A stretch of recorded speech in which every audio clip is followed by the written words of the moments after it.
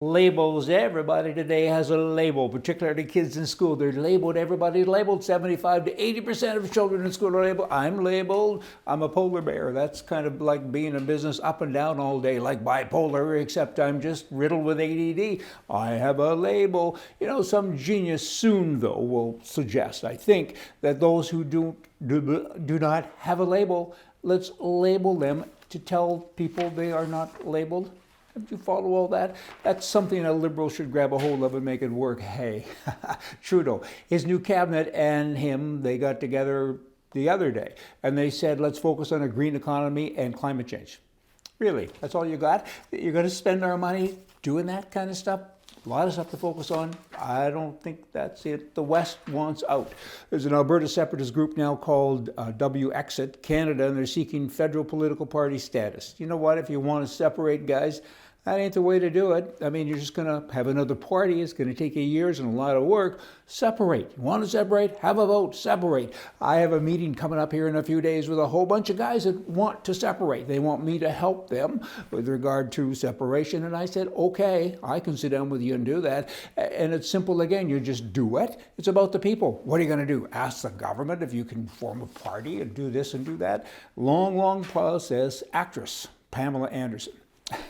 She's now asked the prime minister's candidate to take meat and milk off of the menus for prisoners who are in jail. Save money and make them better, make them healthier. She says the federal penitentiaries should serve vegan meals of beans, rice, and fruit, and so on. Pamela, you and I have had this talk, and leave it alone. You know what? We don't all want to live on fried pickles and stuff like that. Here's a guy in Toronto. He's a conservative member of parliament. And he says that my party should rethink its approach to LGBTQ issues if it wants to have a good message to resonate with voters. He's a self-identified LGB blah, blah, blah, blah, blah candidate, and he's openly gay, and who cares? Like, guys like him make me crazy. Why do you keep talking about stuff like that? Do you really think you'll get more votes if you stand up there and say, hey, there's a little minority group, we're in favor? They have rights. Gay people have rights. Purple people have rights. Leave it alone. I mean, talk about the country. You don't need to talk about little groups of people about how they live. We don't care. How they vote, we care. But by embracing them and saying, hey, vote for me and I promise I'll be gay too someday, I mean, that's not how you do it. That's just dumb. Then you have in Canada, am I pronouncing that correctly? They now have said, we're leaving Canada. We're going to take the name Canada out of our name. We're going to change our name and we're leaving because you people are ran by socialists. So let's drill down and kind of analyze who they are. Firstly, Peter Lougheed was a progressive conservative, and so many people said, hey, he's right-wing. I don't think so. He went out and bought an airline, Canadian Airlines, with taxpayer money. He built golf courses with taxpayer money. He did a lot of things, and he formed a company called the Alberta Energy Company.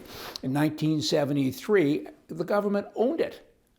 Later, it changed its name to Encana. Who knew? And then he said, I'm going to go public now, and I'm going to let the Alberta people buy back what they already own. Another socialist trick. And that happened. And now the company's moving. I wonder how many shares of that company today are actually owned by the Alberta government, directly or indirectly. Indirectly can be by way of pension funds and so many different ways. We're not hearing a lot from the Alberta government, particularly Mr. Kenney. What's going on? I mean, are they leaving just because of the prime mistake? Are they leaving for other reasons? You know what? Government should not be in business, and certainly government shouldn't interfere with the free marketplace.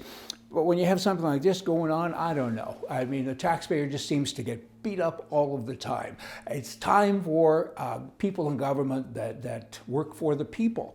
And what's right is right, what's wrong is wrong, and so many of these guys are wrong. I shouldn't focus so much on Canada, but that's Alberta, and that's a federal thing, and I get it. It's a lot deeper than just talking about a guy who was premier 40 years ago, but it's always something to consider when you want to have a better country. I think I gotta run. You know what? I've often said the only reason I would run for politics is so I could find out the names of all the women I slept with 40 years ago, right? But anyway, will I run? I don't know, but I'm sure playing with it. When I look at all of the things that are going on in this country, in Canada, just makes me shake my head, because there's so much to gain and so much to do. Hey, y'all come back. See ya.